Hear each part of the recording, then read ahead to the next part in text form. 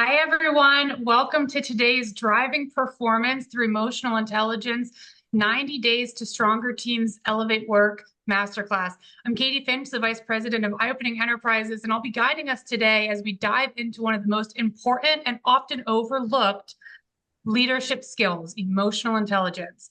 We're joined today by two outstanding voices, Dr. Pickens, Dr. Isaiah Pickens, CEO and founder of iOpening Enterprises, who created the Elevate work approach to help leaders transform stress into success, and Dr. Sarah Demarais, CEO of Policy Research Associates, who has invested deeply in developing her leaders and staff. Sarah brought IOE in to support that growth, and she brings a powerful real-world perspective on how these strategies look in action inside an organization. A quick note before we dive in. As you're listening and hopefully taking notes, feel free to drop any questions you have into the chat. Dr. Pickens will be answering those in a follow-up after the webinar, so here's where you don't want to be holding back. Whether you're a CEO, a team lead, or simply someone who works alongside others, this session is designed for you. With that, let's get it started. Dr. Pickens, over to you. Thank you so much, Katie. Now, I want to jump right in and I want you all to take a journey with me. And I want you to picture this. I want you to imagine you're in a workplace where, yes, the work is demanding, the work is stressful, there's tight deadlines, there's high stakes. But the way people handle stress in this workplace is different.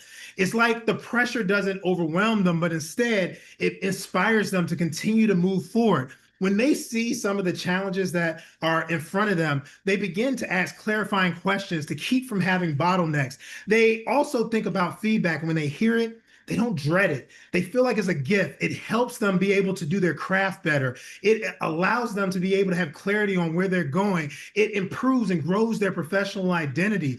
And all of this is happening while the performance is getting better. People are working at the highest level. The quality of the work is high. And as a whole, your culture, it speaks for itself. People feel safe, they feel supported. And this idea of psychological safety, that people can speak up and make mistakes without being humiliated or retaliation. This isn't just a buzzword. This is something that is embedded in your culture. And what the stress does is it actually allows people to feel motivated to remain connected to each other. And instead of your work being seen as just about producing, that's important, you produce, but it's also known for how you treat your people, how you support your people and their well-being.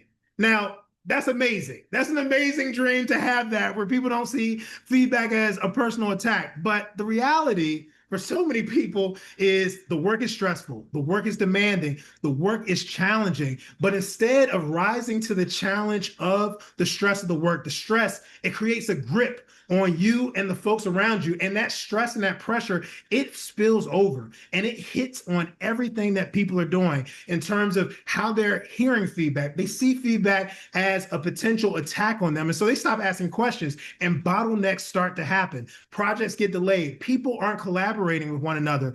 And ultimately, what happens is people stop being able to collaborate in a way where the performance that they're showing isn't equaling the outcomes that you want to see. And instead of having direct conversations around where performance needs to improve, you avoid it because there's so much anxiety around even leaning into this conversation in any way. You feel like a therapist more than a manager. You don't know how to manage all these emotions. And people stop talking and the work starts to falter.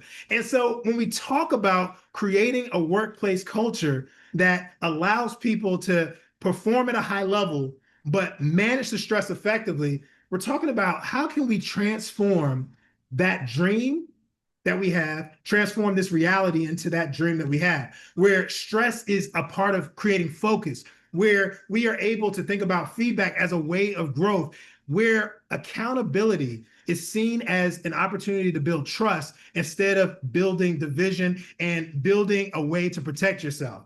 Now, that is why you all are here today. And I am so excited to be able to share with you some tools that you'll be able to take with you this very day to understand how to get at the heart of that, because that's what we're here. This secret ingredient is not really secret, but it's an ingredient that we often overlook when we're talking about the people that we hire, the teams that we build, and how we grow people. And so you are going to leave here today with a whole bunch of stuff, as you can see here on the screen. You're going to leave here today understanding what emotional intelligence is. I know some people don't fully understand what that is, or they may have misconceptions about it. We're going to clear all that up and talk about how that connects with performance. But we're not just going to talk to you about what emotional intelligence is. We're going to give you a framework that you can put into place in your organization to be able to pair performance with emotional intelligence to ensure that emotional intelligence can drive your performance. But I don't want to just talk in theory. I don't want to just talk about what you could do. We want to give you concrete skills that you can take with you today and start using right after this webinar. And you're going to hear from one of my favorite people, a CEO who has worked with us throughout this process and has put this into action and talk about how to implement this.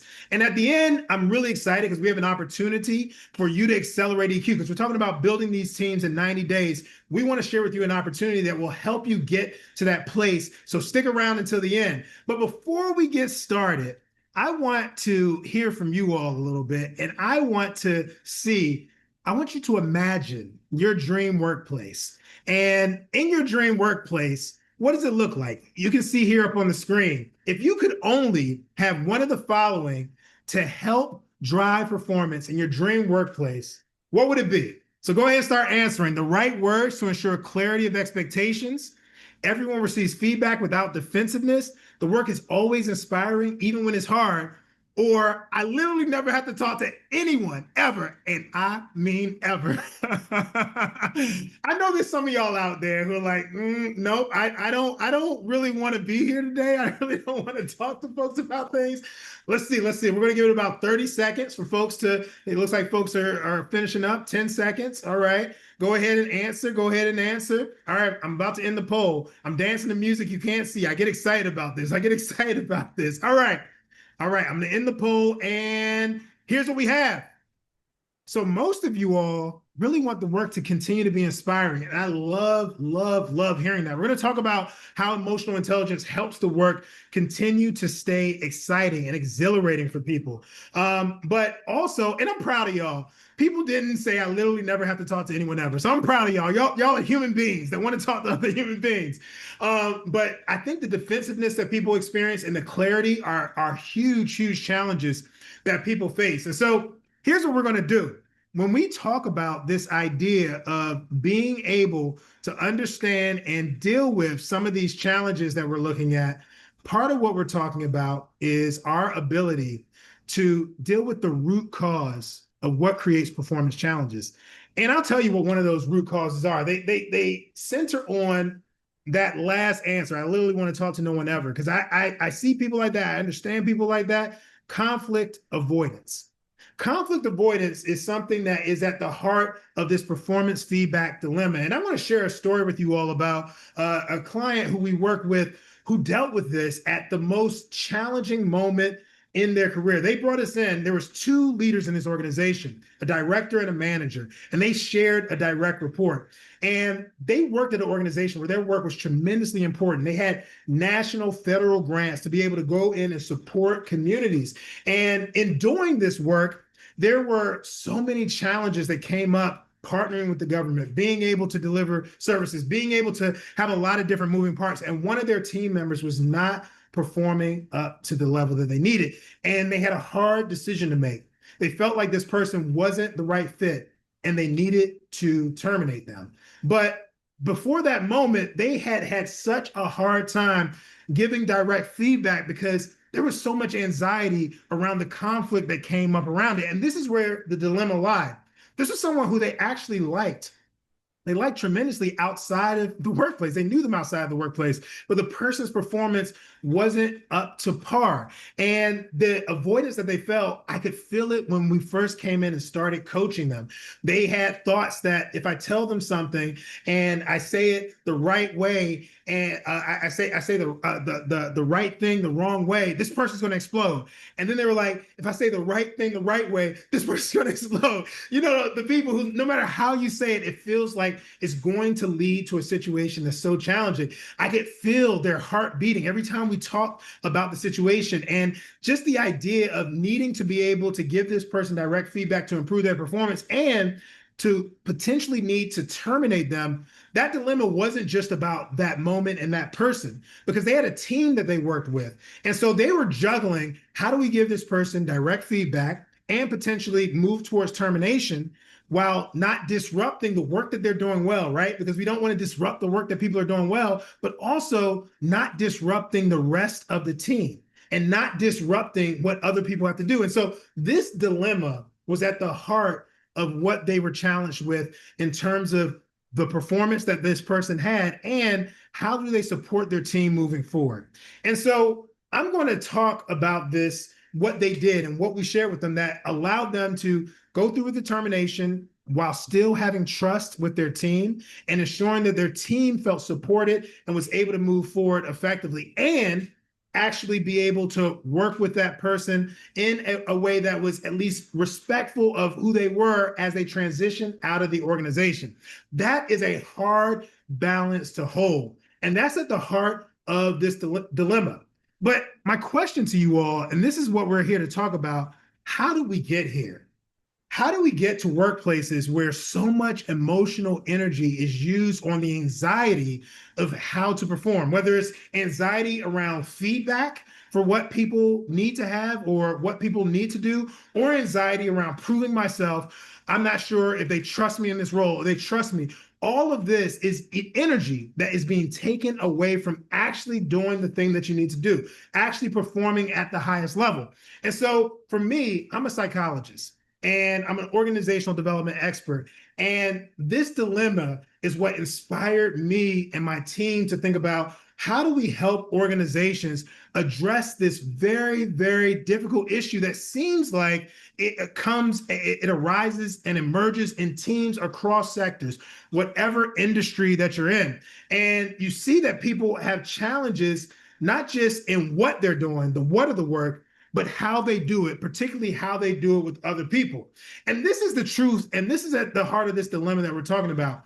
People have oftentimes the technical skills. Doctors are able to prescribe and diagnose for patients. People in finance are able to trade. People who are providing services for others, whether it's in the community or in other spaces, they have those particular technical skills. But how they use those skills with their teams is what creates the challenges to performance. People are afraid to ask questions. People don't have clarity around how they're moving forward, and challenges around how they're performing are delayed, and these bottlenecks and potential undercutting of the work happen in those very moments.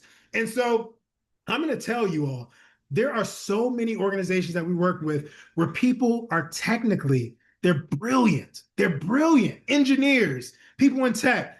They are brilliant and they know they're brilliant. And it shows in how they treat other people. and it was these other skills that were making projects difficult. There was constant conflict. It was constantly not being on the same page.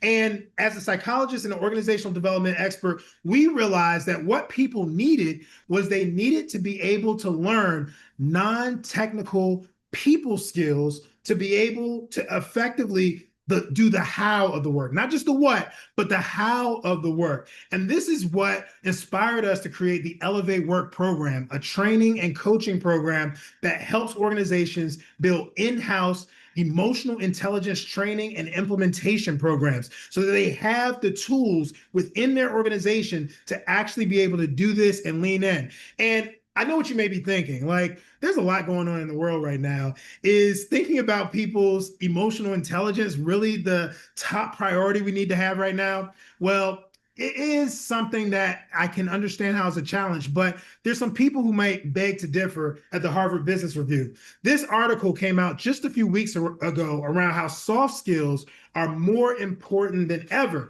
because these soft skills, which a lot of people call these non-technical skills that people have around working with each other, are so pivotal today because the technical skills are starting to be taken over by AI.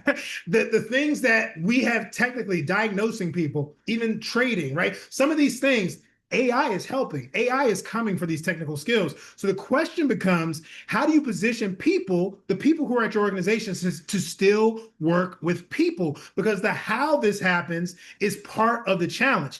And so We like to call these soft skills emotional intelligence skills, and specifically, we like to call them strategic skills because they are directly connected with how people perform in the workplace and the level of work you're able to do. It's not about removing stress, it's about being able to manage stress and pressure more effectively and in a way that feels connected. And so, what emotional intelligence is the ability to understand and manage your own emotions and understand how it's impacting your behavior. And it's the ability to recognize and understand the emotions of others and understand how it's impacting their behavior. Now, I know there's some folks who might say, all right, people are emotional. I know, whether it's Gen Z or millennials or, people will have all these emotions. And do we really have to deal with those emotions because we're here to work?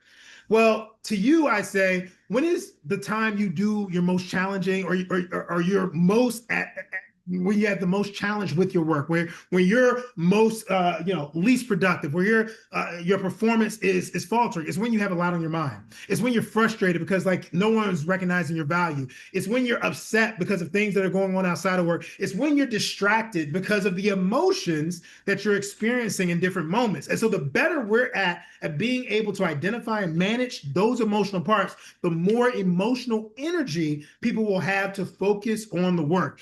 And the research bears this out. The research study that was in this Harvard Business Review article, and I encourage you to look it up, is phenomenal. They looked at over 1,000 companies, nearly 1,000 companies, and they found that emotional intelligence in leaders was tied to being able to have greater retention, for folks to be able to work through conflict more easily, so conflict resolution, and ultimately being able to create workplaces where the work got done at an accelerated rate or a higher quality because people were able to work effectively together and manage the stress better. So anybody who's saying emotional intelligence has nothing to do with performance, I beg you to take a step back and just acknowledge the fact that when you feel something, it's going to impact how you're acting, how you're showing up. And what we want to do is we want to give you skills to be able to manage this. So what is emotional intelligence beyond that definition? Well, if you look at emotional intelligence, and our Elevate Work program focuses on this, there are 4 pillars to emotional intelligence. The first is self-awareness, the ability to be aware of your own triggers, your blind spots, things that set you off, because the more aware of yourself you are, the better you can show up for others around you, and the better you're able to adjust. And here's the other piece about this. When we talk about emotional intelligence, it's not just about understanding yourself and knowing yourself, it's about managing those emotions. So the second pillar is self-management. There is so much pressure in our world. There's so much pressure at our job. What we're talking about right now isn't about eliminating that stress. It's not about eliminating that pressure. It's about being able to manage it better. And self-management is about being able to stay steady under pressure, even when the pressure's around. But here's the thing. It's not just about what we are experiencing personally. It's really about how we can support others when we're on teams, when we're building this out. And so social awareness is about how do you read the situation? How do you identify what people need and don't need? And here's the truth about workplaces that work best. Workplaces that work best understand what energizes their employees and their leaders, and they understand what deflates them. And so being able to be socially aware allows you to more quickly identify what's energizing, what's motivating, let me do more of that, and what is deflating, what is slowing them down, what is creating challenges. And so being able to think through that is profoundly important. But ultimately, what we need to do is be able to work with people. And so relationship management is about being able to see conflict, understand conflict, and still be able to move forward effectively, reaching your goal. Because here's the thing about performance. In order to perform at a high level, you have to align on the goal that you're reaching toward. And so as we lean into this today, I want to give you all a roadmap for being able to accelerate building emotional intelligence into your workplace culture. And this roadmap is the foundation of our Elevate Work program and something that we've researched and we have seen impact and improve organizations time and time again. And each of these 3 E's, this framework that I'm going to share with you, address a specific challenge to organizational performance and people being able to perform at their highest level. One of the biggest challenges that people face when they are trying to perform at their highest level is communication. And so the first E focuses on how do you establish a common language about stress and success at work. So I'm going to go through this whole framework, and then I'm going to give you all a specific skill in each of these E's. So this is just the overview real quick that I want you to really understand why this is so important. This common language around stress and success at work is pivotal for being able to help address miscommunication. If a manager says, I want something ASAP, and the person who's hearing it thinks ASAP is the end of the week, and the manager who's saying it thinks it's the end of the day, when that doesn't align, all of a sudden there's conflict because the manager is believing that this person isn't doing their job, and the person is believing that they're being targeted in some way. And that challenge creates a problem. Now that's surface level common language. Like, what is ASAP? That's an important piece. But here's what I want you all to really pay attention to: a common language about stress and success. One of the tools that we help people use in our work is called the benefits and burdens decision-making protocol. And this is a common language tool that makes it easier and more accessible to talk about stressors and success in a way that allows people to move forward effectively. What burdens are the hidden stresses and challenges that people face. It can be hidden, you might not see it, and it can be very obvious and visible. But being able to call it a burden allows you to have a language that makes it a little more, makes it a little easier to deal with. And let me give you an example of that. Let's say a manager is constantly checking on the work of someone, like coming in, like where we at before the deadline. And this is really disrupting this person's work. Like, they have to stop every time. They're not able to get things done. But this is their manager who has more power, and they don't feel comfortable telling them, like, can you stop checking in on me? Can I just get to the deadline, get it done? And what having this common language of burden allows people to do is allow them to have the language of, hey, manager, Tom, you checking in every kind of 20 minutes, every hour. It actually is creating a burden for me to get the work done in time, because I have to keep stopping to be able to let you know what's happening. And it would be really great if you could check in like close to the end to see if I'm on pace, but that's it. So that burden doesn't disrupt me performing. Now, this conversation just happened without blaming anyone, without saying, why are you always checking on me? Do you think I can't do the work? Do you think? They now have this common language. And if it's a common language in the organization, the manager is also able to understand, oh, I'm creating a burden that I didn't even see. And it's slowing down the work. It's slowing down the performance. This is what happens when you create that common language. And on the flip side, part of what can happen when we talk about success is what we're looking at are benefits. And this is what we mean by that: benefits, things that you have access to, or that some people have access to that others may not, opportunities, advantages, all those types of things. We work with law firms, we work with tech spaces, we work with a lot of spaces where there's very, very senior management or partners that, junior staff want to get connected with. And what can happen sometimes for, some attorneys or some, tech folks, when they are, get a win on a case or a project, some of the people get to have a lunch with the partner. Some of the people get to, sit down and have, a quick chat with the, chief technology officer. And these are advantages that some people have access to that others don't. When you're able to have this common language, you can talk about this without it being in an accusatory tone. You can say, hey, I think that some people are getting the benefit of being able to meet with, some senior leaders after they have some wins. And I like to have that same benefit as well. I like to have access to that. And so now you're having a conversation around something that motivates someone and allows them to strive for success, that isn't defensive, that is really focused on how you're building this out. And so now this burdens and benefits common language protocol allows you to have conversations that you otherwise would have never had and people didn't feel empowered to do. That's the first E. That's just the appetizer. And usually the way that we help people understand that is through training, helping them get this common language, helping them get these skills. But you can't stop at training. People need to be able to practice these skills. And so the second E is engaging peer coaching to build a culture of feedback and better conflict resolution. Now, this is something that I think isn't always immediately thought of, especially in hierarchical organizations, because you're like, people need to report to their manager and that's who's their support system, or that's how they manage things. And otherwise they need to just figure out how to work with the team. When we talk about engaging peer coaching to build a culture of feedback and better conflict resolution, what we're talking about is addressing the reason why defensiveness occurs. And this idea of defensiveness is really a barrier to people hearing information that allows their performance to improve. And when they take it as a personal attack, it often leads to more conflict and it's harder to resolve the conflict. When we talk about engaged peer coaching, we think this is so important for two reasons.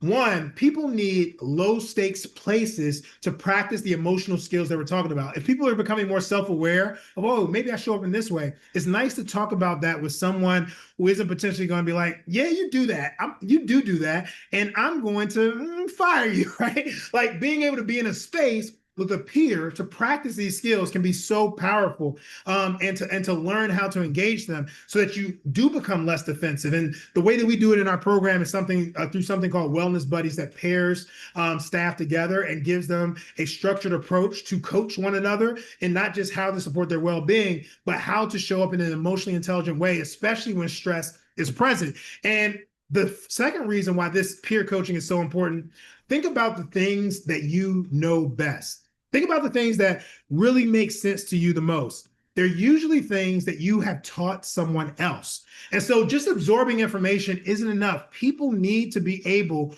to teach. People need to be able to show what they've learned. That's what makes the skills stick. And that's also what builds trust in relationships. And so engaging this peer coaching can be powerful for folks to be able to lean in to this way of connecting and being able to, practice some of these skills. We've seen this do wonders for organizations where people weren't actually talking to others, but through this peer coaching approach, they were like, oh, I think a big part of what I'm afraid of in this situation is that this person is not going to think I'm competent for the job. And then they're able to practice with someone who isn't that person to say, if I say this, what does that sound like? And that person actually makes it more accurate. Like, no, you sound like you just need help with something and you get the work, but you just need help with something. Oh, okay, now I have the confidence to talk to this person about this, and it stops the bottleneck of the work that we're doing. Now, the final E that we're focusing on here in this is being able to understand how to elevate the work systems. It's great for the common language. It's great for people to practice skills, but ultimately what we need people to be able to have systems that support stress management and work fulfillment. Now, what does this mean? One of the challenges that people have is that they don't have clarity around what they need to do or what they need to prioritize because the work is so overwhelming.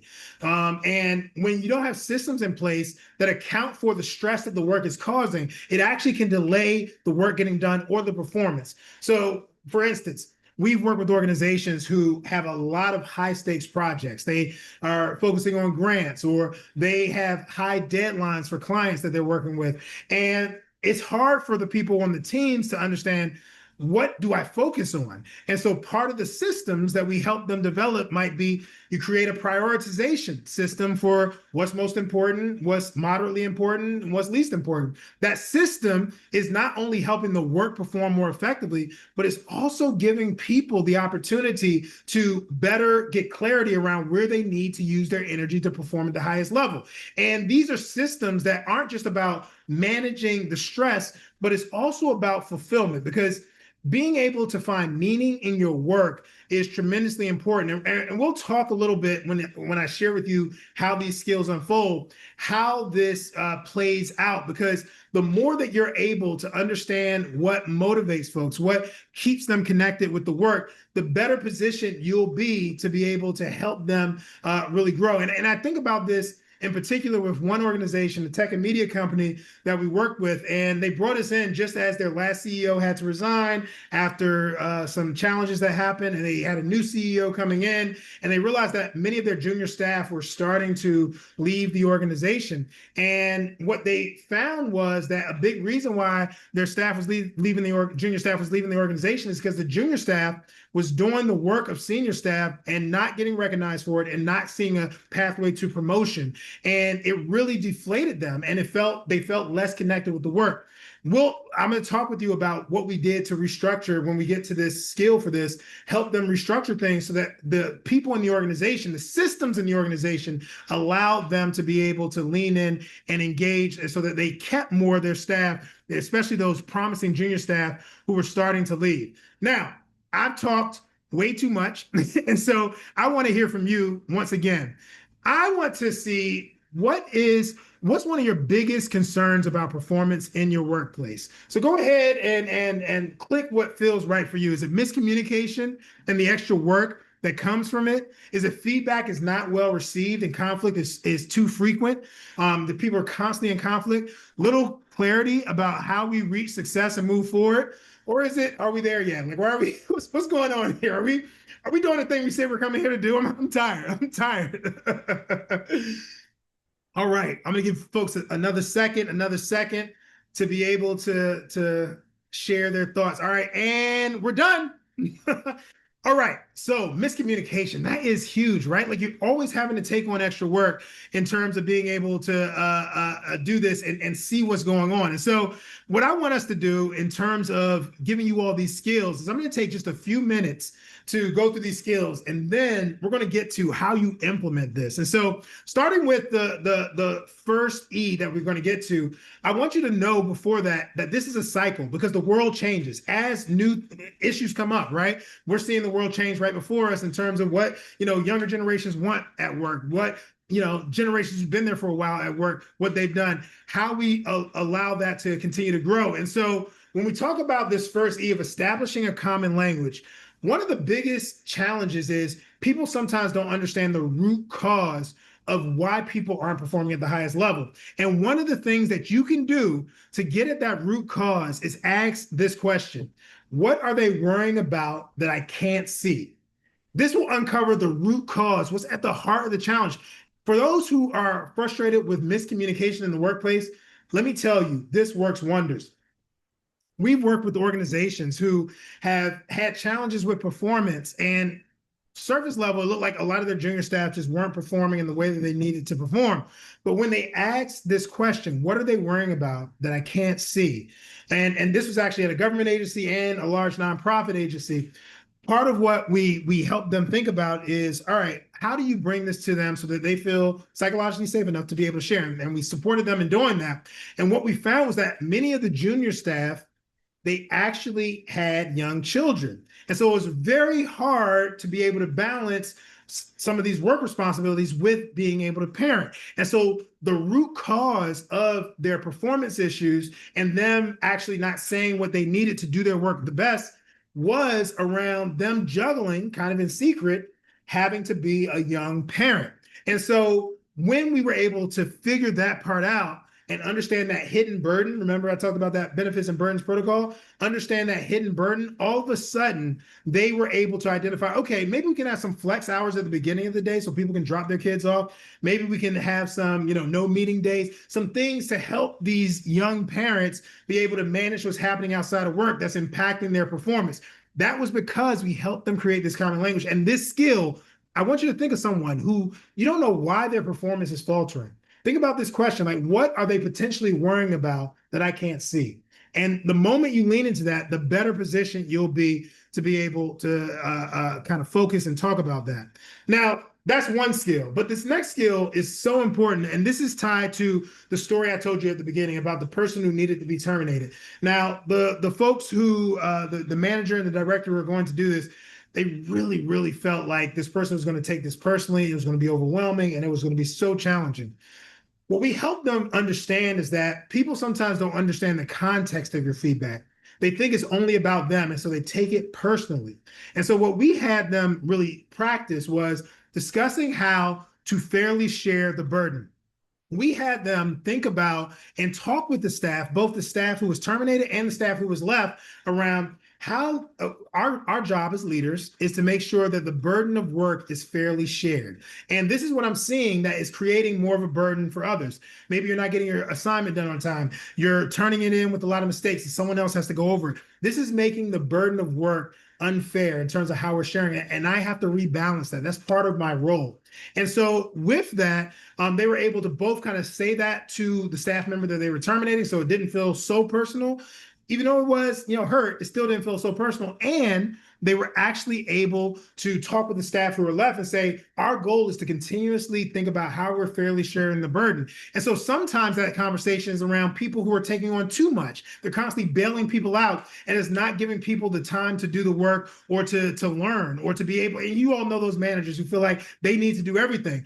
But the other thing that's so important about this is that those people who take on the extra work and who aren't fairly sharing the burden on the side of doing too much, those are the ones that get burnt out. Those are the ones who quietly crack. Those are the ones who feel like they need to leave, and the pressure starts to overwhelm them. And so those are the people who it can be extremely important for this skill of practicing discussing how to fairly share the work. It is a part of the way you think. So I encourage you to think that. And here's this final one: elevate your work systems. One of the most important things for us to understand in building a common language and doing peer coaching and creating systems that address stress management and address fulfillment and work is being able to understand what is making people want to show up every day, what is exciting people, what is bringing them joy, what is bringing them fulfillment. And so the skill that you can think about is how to pilot expanding access to experiences that benefit some employees, but not others. And you all know situations like this where the senior management, they have all the flexibility in the world, junior management has none, where some people can kind of move their meetings around and others can't. Some have remote, some don't. These are all what we consider benefits. This is access to opportunities that allow people to manage their work. And here's one of the keys around emotionally intelligent, performance-driven management. When you can tie performance with flexibility and autonomy, it allows you to be able to hold people accountable while also giving them the thing that they may need. And so I told you about the organization earlier that really was focused on and centered on being able to keep their junior staff, and people were leaving and all of that. What we help them do is build an organizational structure that allowed them to create a pathway to promotion and start designing an internal promotion program that gave junior staff access very fairly and very equally toward the management so that they could be on that path. And that expanded access to this benefit was amazing. And so when we talk about doing that, and let me tell you from a data standpoint how amazing it was. Before us, people were leaving and there was a challenge. After we put some of these things in place, their EP and S score went up to over 90%. For those who don't know that, that's the employer promoter rating score and net rating score. And what that really speaks to is how much how often will people refer your workplace as a place that people should work. And we found that people in this organization, they having access to these types of benefits, these opportunities, made it a workplace where people wanted to stay. And so with all that being said, I'm here today. I don't know about y'all, but I'm here today for the main event. And I am so excited to talk with an amazing leader who I've had the pleasure of knowing for the past few years, Dr. Sarah Desmarais, the CEO and president of Policy Research Associates. We had the opportunity to meet actually at the beginning of her career at PRA because the previous CEO brought us in to support them with succession planning and to support them with the transition into Sarah's era of leadership. And I got a chance to meet Sarah during her time executive coaching and being a part of the Elevate Work Culture Transformation Program and the Elevate Work Executive Leadership Program. And PRA does phenomenal work around the country, around the world. Sarah does phenomenal work in terms of supporting communities who are impacted by substance use, juvenile justice, and being able to think about our veterans. And so with that being said, I feel like I have said enough. I want to welcome Sarah to the stage. And Sarah, it is so good to have you here. How are you doing? How are you doing? I'm doing great. Thanks for having me, Isaiah. Yes. It's really exciting to talk with you because I think so much of our conversation, people sometimes can feel happens in theory. And I just want you to, just starting from a personal place, talking about why some of these skills are important, how they impact performance, and why you have found it important in your work and with PRA. Sure. I mean, I could talk for a long time. I think the first thing to say is that I felt really supported in the transition to be able to work with somebody. It was almost like a safe space, for lack of a better word, to figure out how to be true to myself as a person and bring that into a leadership role. And lots of the executive coaching at the very beginning, maybe still to this day, years later, was around really feeling the confidence to be able to do what I needed to do as a leader and still feel like I'm doing it in a way that makes sense to me as a person. I hope that makes sense to people, but to really sort of bring that humanity to the work. Of course, I also wanted to feel like we were being really effective in our leadership. And PRA is a company that really leans into our values. We talk a lot about our values. In fact, you were involved before my time in really articulating what those values are and how we bring those values into our work. So it was sort of a no-brainer. First of all, it was something that was happening before I was even at PRA.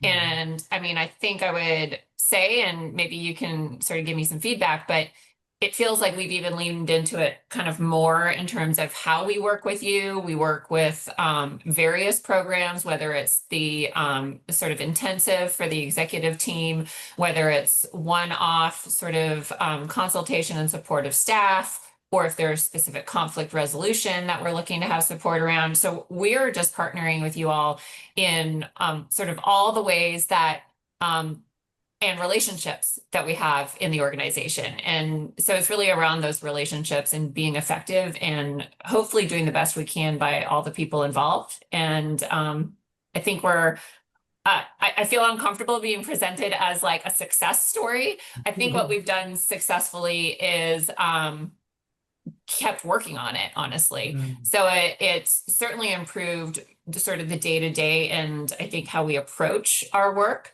But I view it as something that we're going to be working on forever. Yeah, yeah, I love what you're saying, Sarah, because you're kind of laying the foundation around so much of this is building a muscle that has to grow and develop over time. And when we talk about performance and driving performance, I would love to just hear a little bit around what you've seen in terms of changes in behavior and what led to that. What were some of the skills that you felt were helpful in building that out, and how did you all implement it? Sure. I can think of a few different examples. So I'm going to try to highlight a few. I saw the audience, the participants in today's webinar, a lot of people talking about miscommunication. So one of those, that's certainly something that I feel in my own work and my own relationships in the workplace and has come up a lot. So we have really worked with you and your team around communication and thinking about not how to get it right. I don't want to say that there's a right way to do it, but how do we communicate authentically and communicate what we can communicate and tell people what we can't communicate. So there's a lot there. And this has been a particularly challenging year for our organization. And I've really personally leaned into that piece a lot. Yeah. In our conflict resolution work with you all, we've also really, I think most of that work has focused on communication. It's not that everybody has to agree about something or has to agree about the outcome. Even just recent restructuring we've had to go through. Certainly a lot of people might feel differently about what strategies we used or kind of our approach. But what I think we've been able to do is at least communicate how we were going about our decision making without being able to share some of the details of what was really happening behind the scenes for various reasons, legal reasons, HR reasons, stuff that was happening, and just to drive that transparency and still anchoring the decision making and everything we're doing in our values. For me personally, I was somebody who came into this role having had a lot of success in my career and always being very good at my job. And the biggest shift in my own leadership is, two things. One, knowing that I don't have to know everything. that I had a lot of fear about making mistakes, about appearing to not know the right answer or to be the driver of all the decision making. And that relates to the second thing that I think I've really learned through your programs and your work is how to do leadership more collaboratively. And, that's from the leadership perspective, but I think it's also, and I hope it's also translated to our smaller teams and groups that work on various projects who have participated in different trainings that you all have offered as well. And to hopefully feel like there's more room for different voices and that together we make decisions and come up with solutions rather than, my original feeling of like, well, I've got to come in and I've got to have the right answer. And in fact, a lot of the time, the magic happens when I don't have the answer and I don't have the solution, and we are able to really work together over time to figure those things out. Yeah, I love what you're saying because I think there's so many things that have happened around our work together for you to do that. One, when we were doing the coaching, we talked a lot about your professional identity and how that intersects with your definition of success. And, being able to really, I think for a lot of leaders and a lot of folks, be able to rebalance what success looks like and make those expectations something that allow you to continue to feel motivated, even when you're making mistakes, even when you're dealing with challenges. But I think also structurally, we supported you in figuring out like how to bring people in. I remember us talking about kind of the advisory group in terms of how to build leaders around you so that they feel like they have permission to be able to give feedback. Because I think that to your point earlier, a big reason why staff, particularly staff who have less positional power, and for you and your organization, that's everyone in the organization because you're at the top, you're a CEO, but even at other levels, sometimes people feel like, I have this idea, but I don't think I have permission to say this. And you've done an amazing job of helping everyone in the organization feel like they have permission to say more. Could you talk a little bit about that? Because I know you all have like anonymous feedback and like just different ways that you create really what is a psychologically safe workplace environment. Yeah, we try, and we'll continue to try. So we've worked on different strategies, and one thing that I really wanted to say that relates to my sort of previous point about feeling like I needed to be perfect in this leadership role is that you've also helped me create space for trying things out in the organization. And, we tried it out and you know what, that really didn't work, but that's okay. And we can have these like successes and failures in different strategies and policies. So back to your question about, spaces for feedback. I would love to think that I'm like just super approachable and anybody can come up to me whenever they want. And I think maybe historically in different roles that could have been more true than it is now. So having, telling people like, hey, I'm the CEO, I'm the president, but you can still come tell me when you think I'm doing something wrong, or if you disagree with things. There certainly are going to be people that feel comfortable doing that. And I appreciate that I still get emails and phone calls or more Teams calls at this point with feedback on things that are going on. So, there is some of that, but we also have anonymous experience box that can go through to our HR office. We have something that I started and we're just sort of reinstating, getting back to is something we call Ask Sarah Anything, where folks can submit questions for discussion at our staff meetings and, try to make it as broad or as narrow as we want. Do they want to ask me questions about practices and policies that we've implemented or ongoing work? Or do they want to ask me about like my favorite breakfast? So creating ways to do that.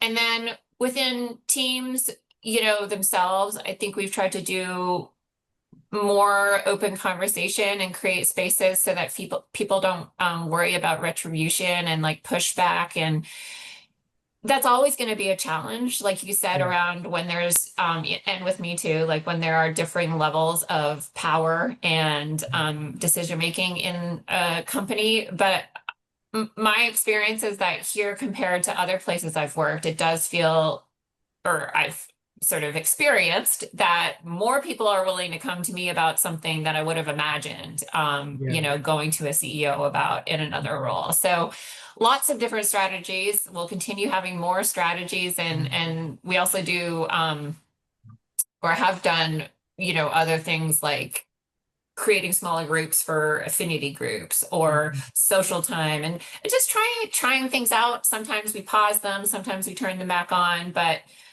we're just a work in progress. And the idea is that we're all still trying to go in the same direction.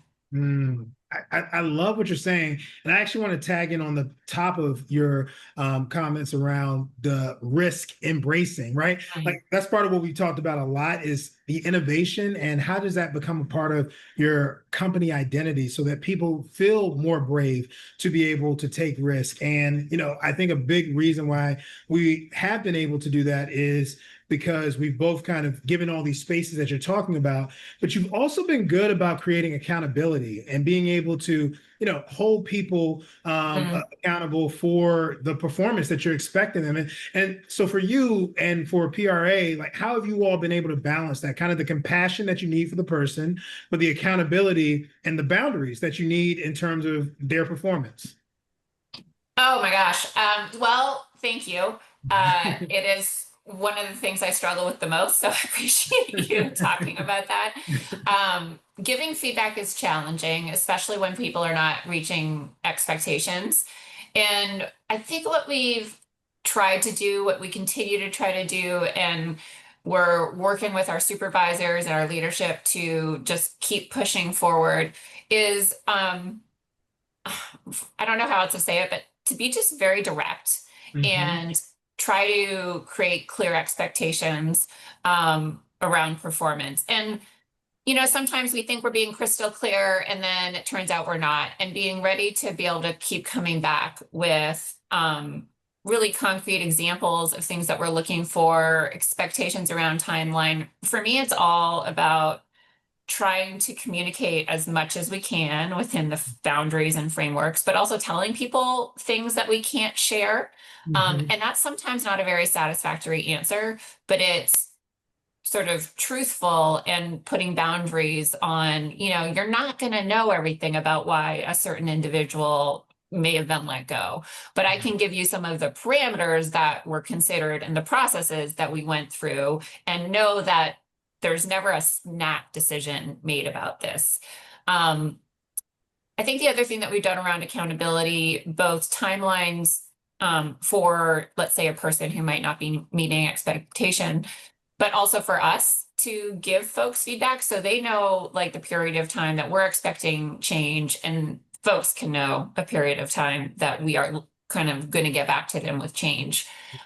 That's been difficult this year. A lot of change happening. And sometimes those timelines are completely out of our hands. But I hope that we've been able to do so in a way of feedback this year in everything that's been challenging about restructuring and changes to our business that, you know, we really, I feel, it's weird to say, I feel like we did everything we possibly could. So that's been important to me. Yeah, and so many things I want to pull out in this last kind of. I'm gonna try to get two more questions in the time we have real quick, and then we're going to bring Katie back on. But one thing that I think is so important that you discussed around the transparency, like the transparency you're talking about is an emotionally intelligent form of transparency where you're not just saying I can't tell you, but you're understanding the need behind why they're asking. They may be afraid this is going to happen to me. They're not sure if it's fair. And so you're talking about kind of, this is the reason behind what we're doing. You can't tell them the specifics. You can't tell them any of that, but I used a fair process to do this. And that's something we talk a lot about when we're doing our work together. And I'm wondering for you, like what other emotional intelligent, you know, skills or aspects of the work have been helpful for you and your team as you all have been leaning into this? So being okay with emotion, I guess. So I don't know how I would exactly frame that around emotional intelligence, except to say that people are people. And I remember a distinct conversation I've had with you recently about acknowledging that there is a lot of pain and hurt in some of the restructuring processes, and that people are feeling a lot of feelings, and it could be pain and hurt, it could be anger, it could be anxiety, it could be fear, and validating all of that Yeah. and naming that and not pretending that that isn't there. And in fact, at a meeting a few months ago, I very visibly had a crack in, or audibly had a crack in my voice, and visibly was struggling with sharing some of the information that I knew we needed to share. And so being authentic in that, and then allowing other people to have that as well, right? Yeah. So I'm not expecting people to show up at work when things are really challenging and just be robots, but to really support our leadership in their emotional experiences, and also our staff coming with those feelings. Yeah. So. I mean, that's amazing. I think that's actually a great note to end on. I know there's been so much progress that you all have made, but Sarah, it's just a joy knowing you. and I'm so thankful for the work that you've done, how you've done the work, and that we're continuing to do the work. You all are sending someone to the fall executive leadership course. You're also doing the leadership intensive, and this work, like you said, just keeps going. And before we bring Katie out, any final words of advice for folks out here who are trying to build this emotionally intelligent workplace? Yeah, so I would say that I promise that he's not paying me to say this at all. But being able to work with Isaiah over the last, both the last year, but also my entire leadership experience in my current role, has really been what has made it possible to get through very difficult stuff that comes with the role without really losing myself as a person, and losing my my passion for the work. And so I deeply believe in what they do, and I will continue working with eye-opening enterprises in this space. And the personal and professional benefits are just have been immense for me and for our organization. Sarah, thank you so much. We so appreciate you being here and sharing your wisdom. I'm looking forward to us continuing to work together, and I'll see you next week. Katie, thanks for joining us and bringing us back. Thank you, Dr. Pickens, and thank you, Sarah DeMarais, for bringing us this real world view. It's been incredibly practical, and thanks to all of you for spending an hour with us. Don't go anywhere yet. Oh, I've always wanted to say that. Okay, so couple quick reminders before we close. There will be a replay. We've recorded this, of course, so we'll send you the replay so that you can revisit it at any time to put these skills into practice at your organizations, or share it with someone that you think might benefit from the skills we've been talking about today. And then you'll be sent a survey as soon as you sign off. We'd love your feedback. It helps us keep these masterclasses relevant and practical. And for those of you that have been seeing our emails, you know that we're offering a September-only leadership intensive. So this is what Dr. Pickens was referencing at the top of the hour. If you want an opportunity to put this work into practice right now, then we've created this one-day reset for leadership teams. So it's a flat fee, immediate results, and organizations walk away with a Brave Leadership Toolkit, a 90-day roadmap, and next step recommendations. If you have not had a chance yet to connect with us, and I know some of you have, but if you haven't had a chance yet to connect with us about this, it's only available in September, booked anytime through March. You can scan the QR code on your screen, or you can check the box in the follow-up survey that indicates you're interested in the intensive specifically. That way you won't miss the September window, because once September ends, we won't be offering it anymore. On behalf of all of us at IOE, thank you again for joining this Elevate Work Masterclass. We look forward to seeing the ways that you bring today's tools into your work. Bye-bye. Thanks, everyone. We'll see you next time. Take care, everyone.